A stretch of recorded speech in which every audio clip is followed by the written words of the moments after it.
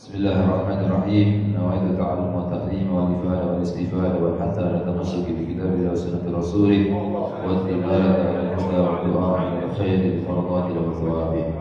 Alhamdulillah rabbil alamin wassalatu wassalamu ala asyrafil anbiya'i wal mursalin sayyidina wa maulana Muhammadin wa ala alihi wa sahbihi ajma'in. Amma ba'd. Qala al-mu'allif rahimahullah nafa'ana bihi bi 'ulumi fid dharain amin ila qala asyuhu wal bukhlu. Asyuh ini dimaknai yaitu pelit yang sifat pelit di atas bakhil. Sifat pelit di atas bakhil. Jadi kalau bakhil itu hanya dirinya sendiri, sifat yang dimiliki dirinya sendiri. Tapi kalau syuh sudah dirinya pelit, mengajak orang untuk pelit. Ada seseorang untuk menyumbang masjid misalnya, kemudian ketemu kawannya, kata kawannya, jangan, gak usah, masjid itu sudah banyak donaturnya, gak usah menyumbang ke masjid itu. Nah, ini sama-sama yang satu di atas pelit tadi, mengajak orang untuk berbuat pelit juga, itu namanya syuh. Ini bab berkata tentang syuh wal bukhl. Fa amma syuh wal bukhlu qabihani muhlikan. Kata beliau Habib Abdullah bin Haddad, adapun sifat syuh dan sifat bukhl, sifat pelit, kikir, qabihani muhlikan, dua sifat yang jelek yang bisa menghancurkan manusia. Qala Allah Ta'ala, Allah Subhanahu wa taala berfirman, "Wa man yuqa syuhha nafsihi fa ulaika humul muflihun." Barang siapa yang menjaga, yang bisa terjaga sifat syuh yang ada pada dirinya, wa ulaika humul muflihun, maka orang itu adalah orang yang bahagia. Orang yang tidak ada sifat syuh di dalam hatinya, dia bisa mengkikis rasa kikir di dalam hatinya, maka dia termasuk orang-orang yang muflih, orang-orang yang bahagia. Karena memang sudah tabiat daripada manusia itu mempunyai sifat bukhul, sifat syuh, kikir. Manusia semuanya punya sifat bakhil. Tapi bagaimana manusia itu bisa menghilangkan rasa bukhulnya tersebut, rasa kikirnya tersebut. Makanya diajari ilmu tasawuf untuk membersihkan diri daripada sifat-sifat yang tercela, di antara sifat bukhul tadi. Wa qala ta'ala, dan Allah Subhanahu wa taala juga berfirman, "Wala yahsabanna alladziina yabkhuluna bima aataahumullahu min fadlihi huwa khairul lahum bal huwa syarrul lahum." Dan tidaklah mereka mengira, orang-orang yang pelit, kikir dengan apa yang Allah berikan kepada mereka, min fadli, daripada kelebihan, maksudnya rezeki, wa khairul lahum, mereka beranggapan dengan tidak memberikan rezeki yang Allah berikan kepada orang lain, dia anggap khairul lahum, baik bagi mereka, bal huwa syarrul lahum, tetapi sebetulnya itu jelek buat mereka. Sayutawaquna ma bakhilu bihi yaumal qiyamah, maka akan dilemparkan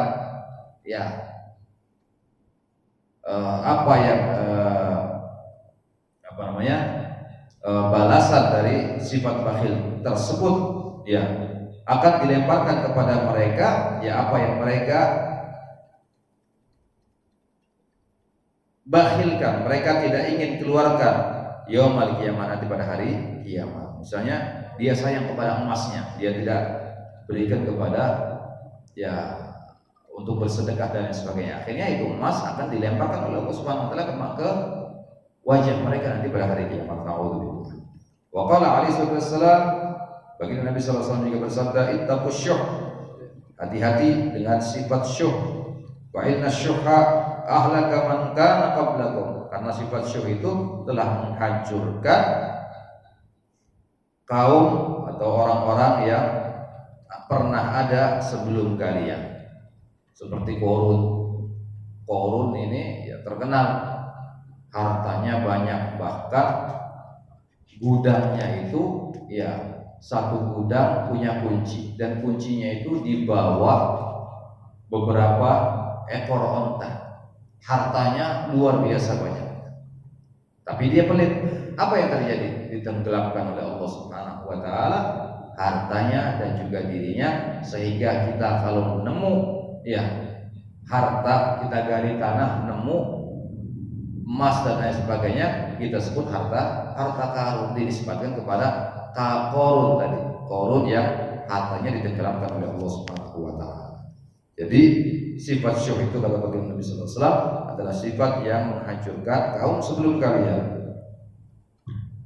Hamalahum ala an sabaku dima'ahum, dan sifat syuh itu akan bisa menggiring mereka ya untuk menumpahkan darah di antara mereka. Wastahallu ma'arimahum, dan bisa menghalalkan apa yang diharamkan bagi mereka. Na'udzubillah.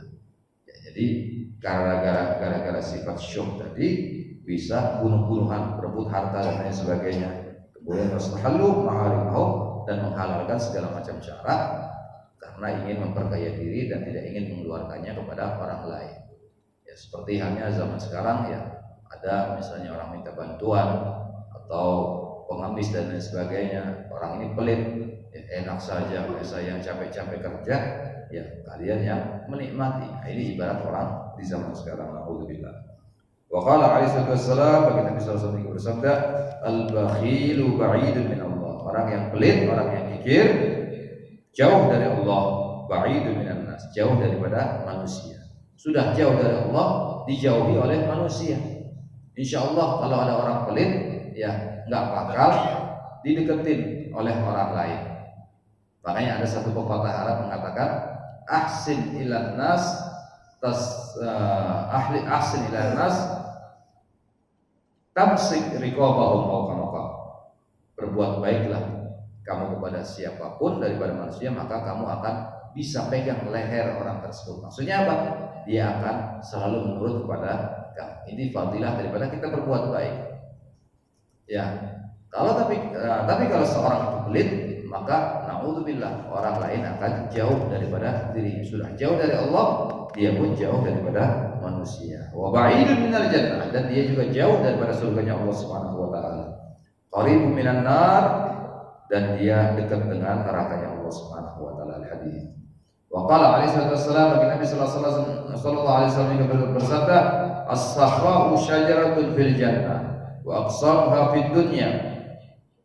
Sifat dermawan itu adalah satu pohon yang ada di surga, dan cabangnya ya sampai menjulur ke dunia.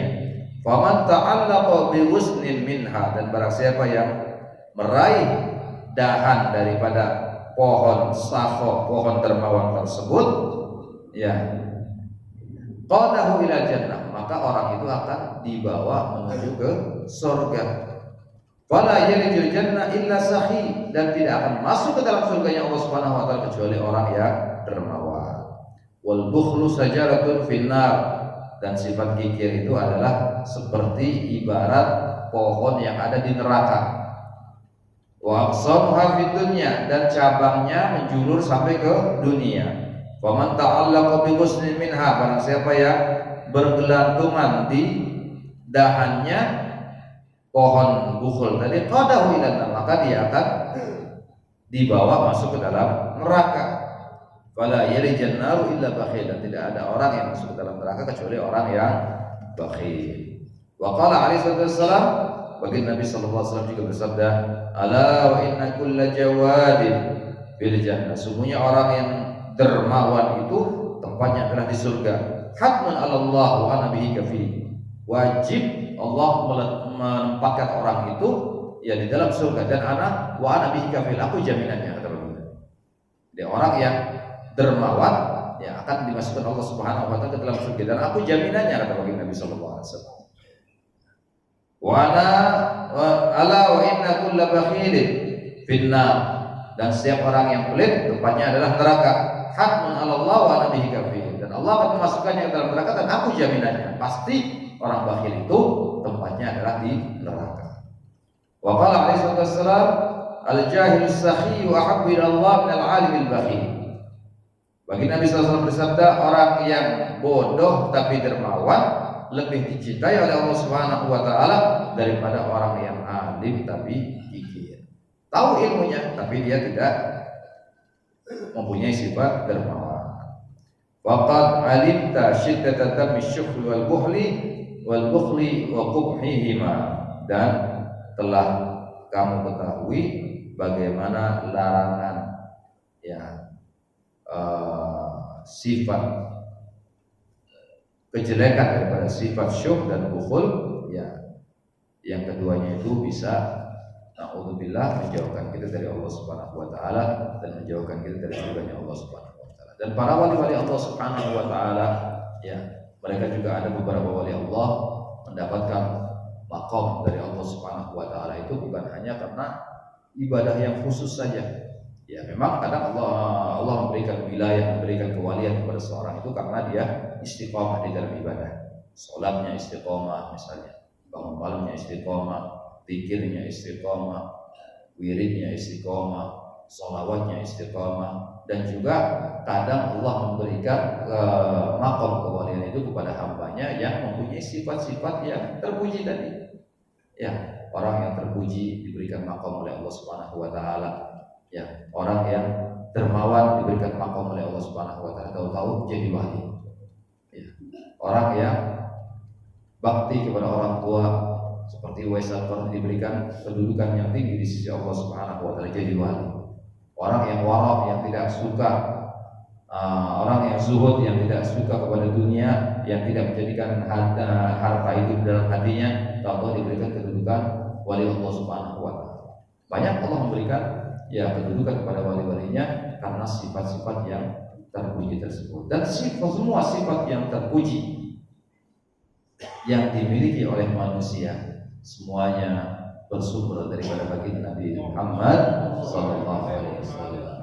Wa kullu ma fil bariyati mahmud illa wa huwa mutalaqqan an zaidil wujud, kata Habib Ali Habsyi. Segala sesuatu yang baik yang dimiliki manusia, semua sifat yang baik yang ada pada manusia, semuanya itu mengambil daripada sifatnya baginda Nabi Muhammad sallallahu alaihi wasallam.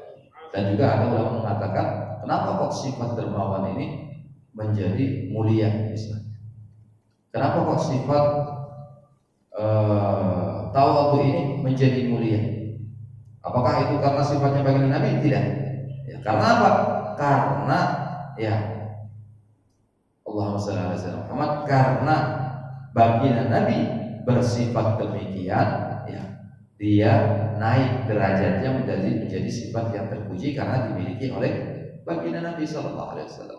Jadi mereka sifat-sifat yang baik ini bisa terpuji karena bernisbat kepada baginda Nabi Muhammad sallallahu alaihi wasallam. Bukan baginda Nabi Muhammad yang bersifat kepada sifat-sifat tadi, kata Allah. Jadi sifat tadi menisbatkan diri kepada baginda Nabi Muhammad, bukan baginda Nabi Muhammad yang bernisbat kepada sifat-sifat tadi. Karena baginda Nabi Muhammad SAW adalah manusia ahsanan nasi khalqan wa khuluqan. Paling baiknya akhlak beliau adalah akhlak yang paling baik, dipuji oleh Allah Subhanahu wa taala. Wa innaka la'ala khuluqin, sesungguhnya engkau wahai Muhammad mempunyai adalah di atas akhlak yang bagus, yang terpuji. Wa innaka la'ala khuluqin 'adzim, akhlak yang agung. Ini akhlak biasa. Kemudian di atasnya ada akhlakul karimah. Baginda Nabi di atasnya lagi. Ini akhlaknya baginda Nabi Muhammad sallallahu alaihi wasallam. Makanya beliau diutus oleh Allah Subhanahu wa taala di dunia liutammima karimal akhlak, untuk menyempurnakan akhlak yang terpuji. Sudah ada akhlak terpuji tapi disempurnakan lagi oleh baginda Nabi Muhammad sallallahu alaihi wasallam. Seperti contohnya di zaman jahiliyah dulu ada seorang namanya Hatim At-Ta'i. Hatim At-Ta'i ini adalah orang yang paling dermawan di Mekah pada waktu itu. Dermawannya seperti apa? Kalau ada tamu mesti dia menyembelih kambing, menyediakan makanan untuk tamunya. Sekali waktu dia sudah tidak punya apa-apa di rumahnya. Ada tamu datang. Kata Hatim kepada istrinya, "Wahai istriku, ada apa di rumah?" "Tidak ada apa-apa wahai Hatim. Gandum tidak ada, roti tidak ada, kambing tidak ada, yang ada cuma satu." "Apa?" kuda kesayangan. Buru-buru Hatib ke belakang rumah, diambil itu kuda, disembelih, dimasak dan disuguhkan kepada tamunya. Ini merupakan akhlak terpuji. Tapi ya dengan datangnya baginda Nabi Muhammad SAW ya lebih menyempurnakan akhlak seperti yang dimiliki oleh Hatib At-Ta'i tersebut. Disempurnakan lagi oleh baginda Nabi Muhammad SAW. Makanya semua akhlak yang baik ini bernisbat kepada baginda Nabi Muhammad SAW. Semua akhlak menjadi mulia karena bernisbat kepada baginda Nabi Muhammad SAW. Mudah-mudahan kita semuanya dijadikan oleh Allah Subhanahu wa taala orang-orang yang bisa berakhlak al-karimah, mengikuti akhlaknya baginda Nabi Muhammad sallallahu alaihi wasallam. Kita belajar mengikuti akhlaknya baginda Nabi Muhammad sedikit demi sedikit dan mudah-mudahan kita disempurnakan oleh Allah Subhanahu wa taala bisa mengikuti akhlak beliau sallallahu alaihi wasallam.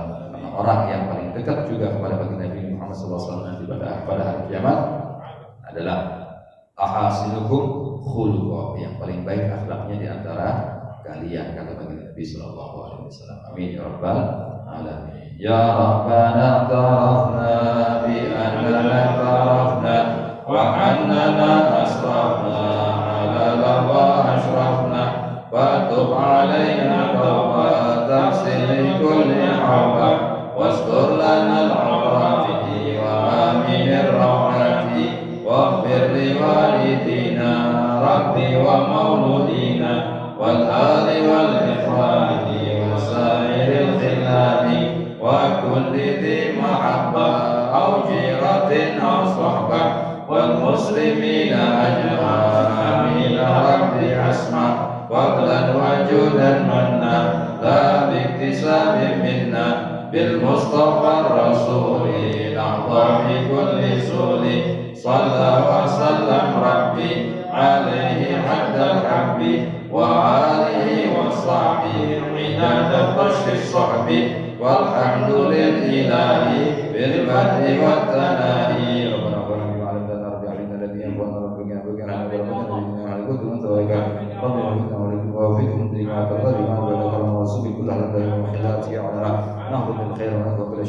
ربنا سلنا كل شؤونك إلى الأماكن ربنا كل يوم ربنا كل يوم ربنا ذاتنا وسلمنا ربي في الوصل عن ذكر من ستر وصلى الله شر مصطفى من الحق لنا وقوله تنبي المشيب ولا ذلك لهم شرف وصلى وسلم على الله محمد بهدى وإننا من نسأله في رضاه ورضوانه ولم سواك ولا لنا من خلق المرء وصلى وسلم الله لنا وكلا نحن لله العلي العظيم وصلى الله على سيدنا محمد وعلى اله وسلم الحمد لله رب العالمين والسلام عليكم ورحمة الله وبركاته.